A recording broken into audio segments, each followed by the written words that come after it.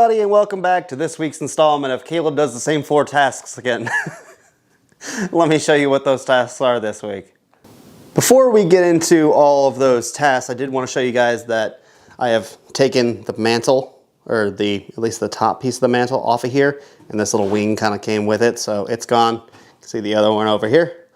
But I did a wee bit of stripping on this, not a heat gun or not a hair dryer yet, because I haven't brought this here with me, but I want to show you guys some of the detail I've been able to kind of get out of there.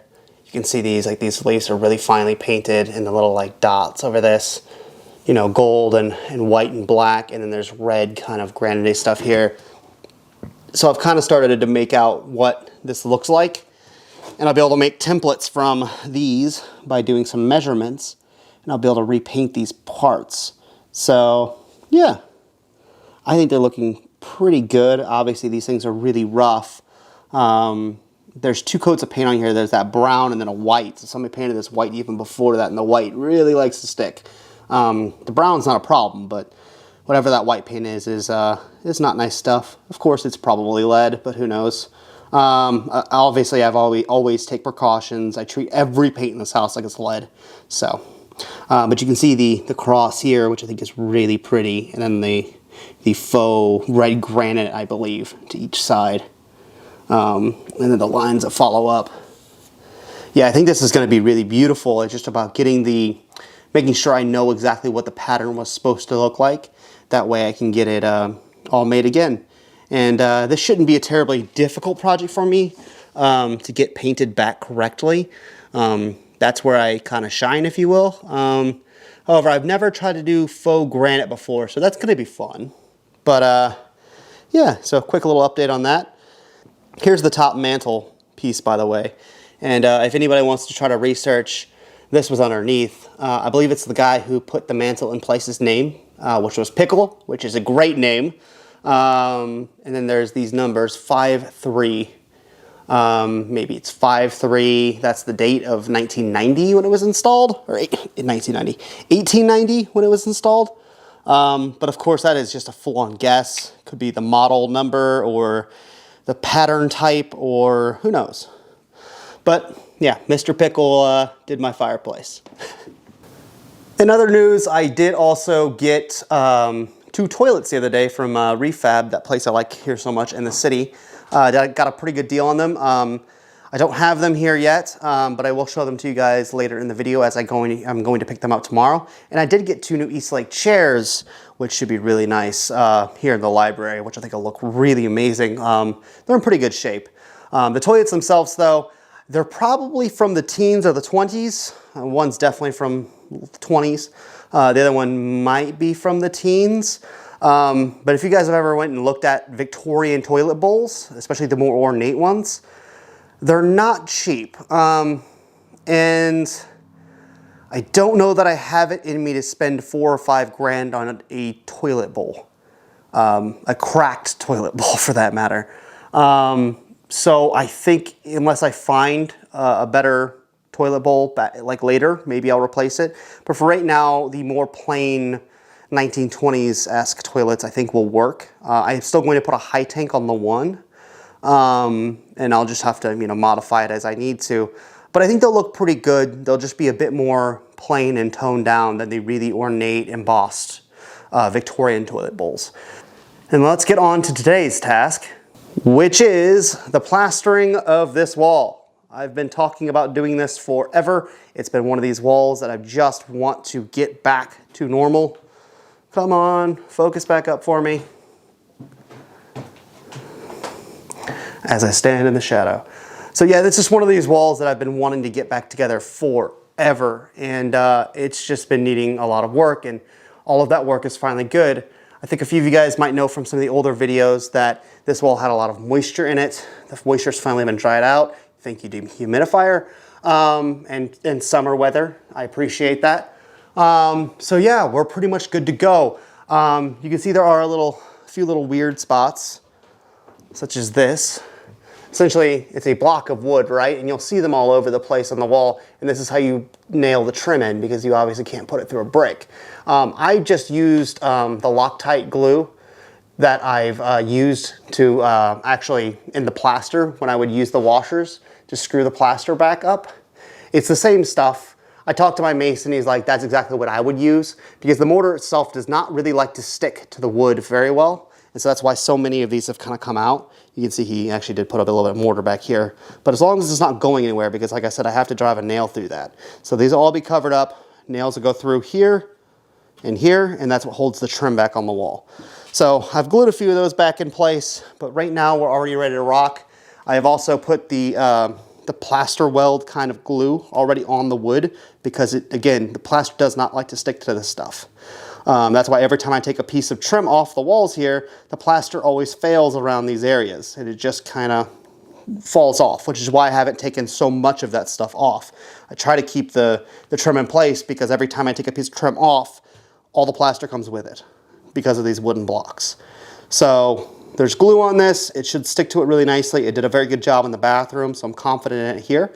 I did pick up some thicker grained or heavier grained sand for the base layer this time, so I'm hoping for a more robust plaster for this. So that's the plan, guys. Let's get back into another time lapse, and I'm gonna wrap this up today. So I'll see you guys then, and I'll explain what we've done.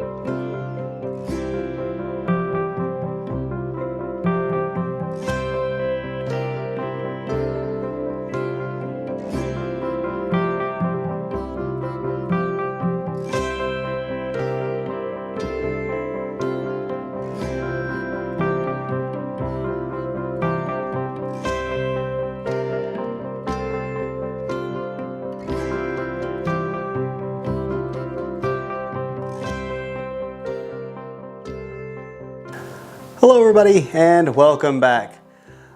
Sorry the time-lapse camera died. I have extra batteries for it, but it overheated. So I guess it shows that it was pretty warm in here when I was doing the plaster. But let me show you guys what I've got done. So as you guys can see, no more brick, which is good because that stuff is super uneven and I know a lot of you guys really like it, but for historic tax credit reasons and just historic reasons in general, I can't leave that exposed, nor is it a very nice brick. It's really crumbly and just not the best quality, so you really wouldn't leave it exposed. So as you can see, I've got the scratch coat on here. You can very clearly see the scratches. And the reason for the scratches is so the next coat bites into it, so it has something to hold on to.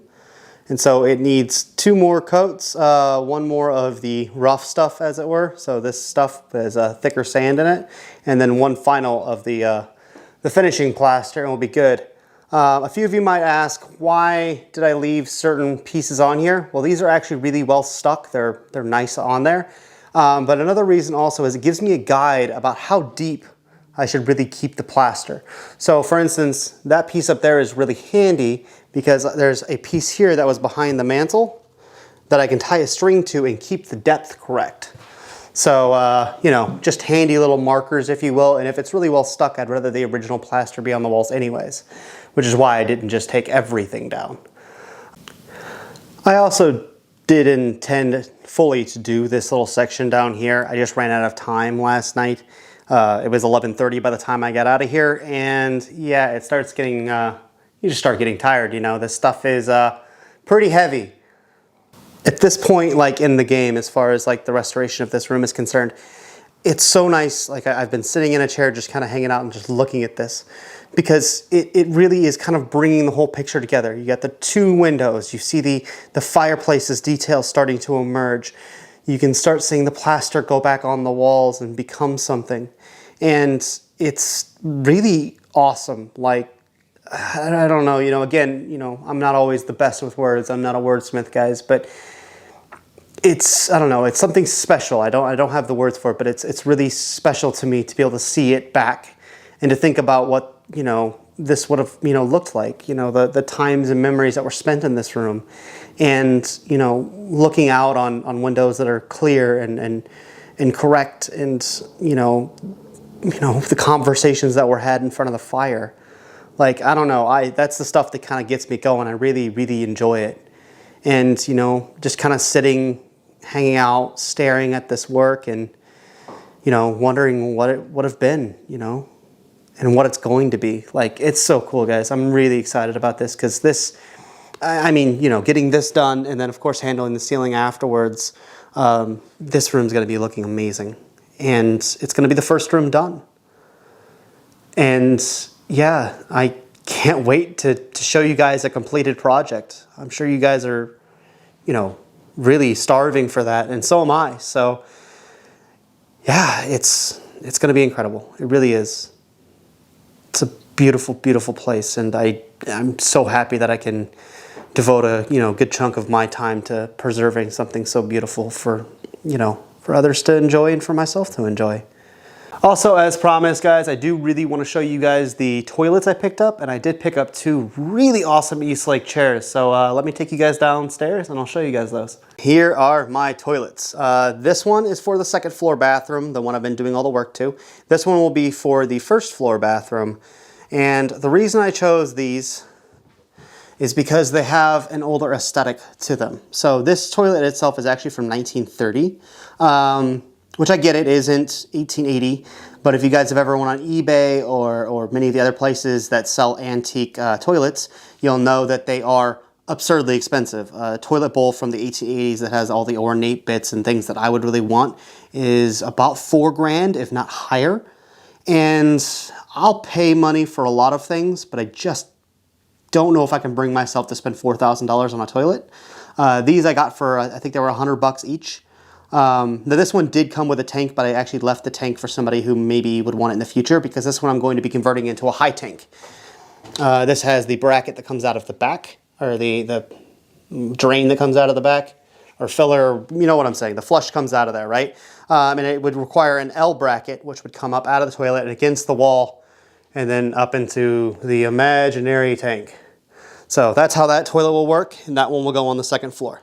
Now this one will go on the 1st floor because I think that aesthetic is a little newer looking, but it's still not bad. You know, and then if I open it up, the guy here, you can see there's some crackling going on, which I think helps kind of with the aging process. It also has this bit here that says New Dominion, and it also says St. Louis on it. Why St. Louis is spelled with a V there, not entirely sure. I don't know if that's maybe Roman or Greek, the way of doing it, but and I also cannot find a date on this toilet. Lots of little stamps, but I have not been able to find a date. There's a serial number on it, and I might be able to look this up, but If I had to guess, I'm saying this is probably from the 30s as well. It also comes with a pretty cool little tank that I have here, and this is actually brass, which I think will look nice because most everything in the house is brass. And I'll get a new brass supply line. And then, you know, obviously this is how you connect the tank. I believe, well, this is a wall-mounted tank, so it's kind of a combination between like a high tank. This is like a mid-rise tank because it actually does sit above the toilet. But that would connect back there, and yeah, there you go. Here in the beautiful parlor, I have placed my two lovely Eastlake his and hers chairs. The details on these guys are really, really nice. Eastlakes are, you know, typically pretty plain, but when you find one of these more ornamented ones, I really enjoy it. I also really like this fabric as well. It does need cleaning, but, you know, overall it's in really good shape. And the chairs do have some little imperfections. You know, there needs to be a little bit of glue here. That seems to be a bit loose, but that's not a problem. You know, easy enough to fix. They do have casters, but only in the front. So I guess you would pick the chair up in the back and roll it wherever you wanted, you know, so pick it up back there and roll it. But I think they're a really cute little set of chairs. I didn't pay very much for them. You know, these things are kind of a dime a dozen these days, so they're, you know, Facebook Marketplace is flooded with these guys. I think it was $100 for these two, which isn't too bad at all. And now me and Kim have chairs for the library. So, you know, adding to my little collection. I do have a few more chairs like this that aren't quite as grand that I have stored at my current house. So yeah, we're gonna slowly fill up all the rooms in this house with beautiful Victorian furniture. So these two are a step in the right direction. And really quickly, guys, before I sign off, I want to let you guys know an update about the house down the street that burnt down. It has been completely demolished. Sad, I know. But I did meet some people who watched the channel, Helen and Martin, who came by and said hello after they visited the house that had burnt down. They both grew up in the neighborhood, and Martin actually builds guitars. And I want to give a link to his channel because he actually took a piece of the wood from the Lawler house and is building a guitar with it. So, you know, drop over there, give them some love. They're really great people. And at some point, they're going to share some photos with me of the neighborhood and what it used to look like. So I will hope to be able to bring that history to you guys. So Helen and Martin, if you guys are watching, you guys are awesome. Thank you so much. Yeah, I just really wanted to share that with you guys because I think it's really, really cool what they're doing. At least the Lawler house lives on in some way, and I'm really happy about that. That makes me, yeah, excited. I'm really happy. So that is going to be my episode this week, guys. Thank you guys, as always, so very much for tuning in. We'll be back next week. I'm going to hopefully finish up at least those two walls over there with the plaster. And then run maybe a bit more in this room as well, so I can get closer to finishing that. I might even put a little bit of insulation up in the ceiling to help with my whole AC problem. And I know a few of you guys recommended plastic, and I thank you for that recommendation. It's a good one. So that'll do it. Thank you guys again so very much, and we'll see you guys next week. Take care. Bye-bye.